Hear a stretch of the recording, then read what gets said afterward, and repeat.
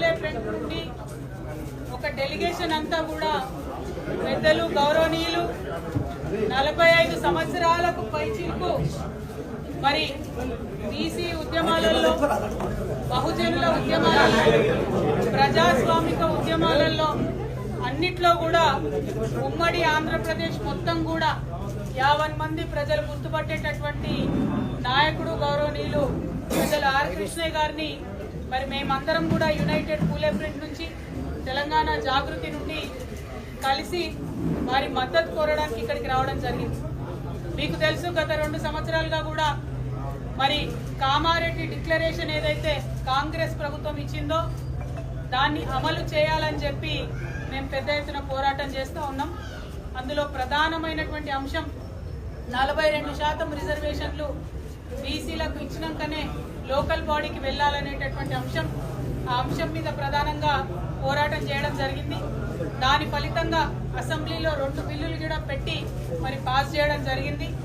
ఇవాళ అసెంబ్లీలో బిల్లులు పెట్టి పాస్ అయిన తర్వాత కాంగ్రెస్ పార్టీ రాజ్యాంగంలో ఉన్నటువంటి ఆర్టికల్ 243 క్లాజ్ డి ప్రకారం గవర్నమెంట్ ఆర్డర్ అంటే జీవో ఇచ్చి 42% రిజర్వేషన్లు ఇచ్చి ఎన్నికలకు వెళ్లేటటువంటి ఆస్కారం ఉన్నది.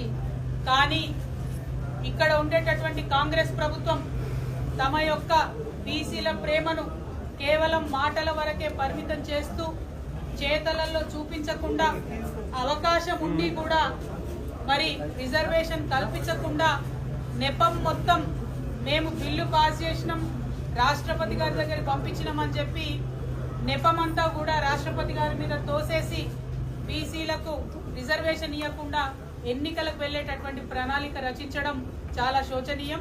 రేపు కేబినెట్ సమావేశం జరుగుతున్నది. ఆ కేబినెట్ సమావేశంలో లోకల్ బాడీ ఎన్నికలకు సంబంధించి మరి నోటిఫికేషన్ ఇస్తారని చెప్పి ప్రభుత్వం లీకులు ఇస్తున్నటువంటి సందర్భాన్ని చూస్తున్నాం. మరి అందుకోసమే పెద్దల కృష్ణయ్య గారిని కలిసి ఈ యొక్క ప్రజా వ్యతిరేక విధానాన్ని తప్పకుండా మనందరం కలిసికట్టుగా ఎదుర్కోవాల్సినటువంటి అవసరం ఉన్నది. రాష్ట్ర కేంద్ర ప్రభుత్వాల మీద ఒత్తిడి పెంచాలంటే ప్రజా ఉద్యమాలే దానికి మార్గంగా కనిపిస్తున్నాయి.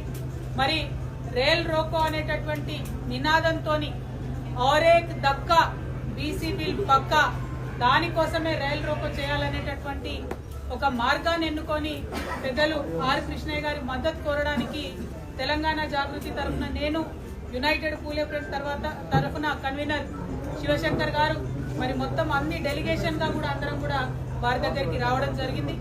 మరి వారిని మేము రిక్వెస్ట్ చేస్తా ఉన్నాం, మీరు ఇన్ని సంవత్సరాలు ప్రజా ఉద్యమాలు నిర్మించడం వల్ల ఇప్పుడు ఏ పెద్ద నాయకుడిని చూసినా ఆర్ కృష్ణయ్య గారు ఉత్తరం ఇస్తేనే మేము హాస్టల్లో చేరి చదువుకున్నామని చెప్పేవాళ్ళు ఈ రాష్ట్రంలో, ఉమ్మడి రాష్ట్రాల్లో అనేక మంది నాయకులు ఉన్నారు. మరి అటువంటి నాయకులు ఉన్నటువంటి సందర్భంలో మీరు ఒక్క మాట చెప్పి ఈ ప్రజా ఉద్యమానికి మద్దతు ఇవ్వవలసిందిగా మిమ్మల్ని కోరడానికి ఇక్కడికి రావడం జరిగింది. పెద్దలు ఆర్ కృష్ణయ్య గారిని మాట్లాడవలసిందిగా నేను విజ్ఞప్తి చేస్తాను.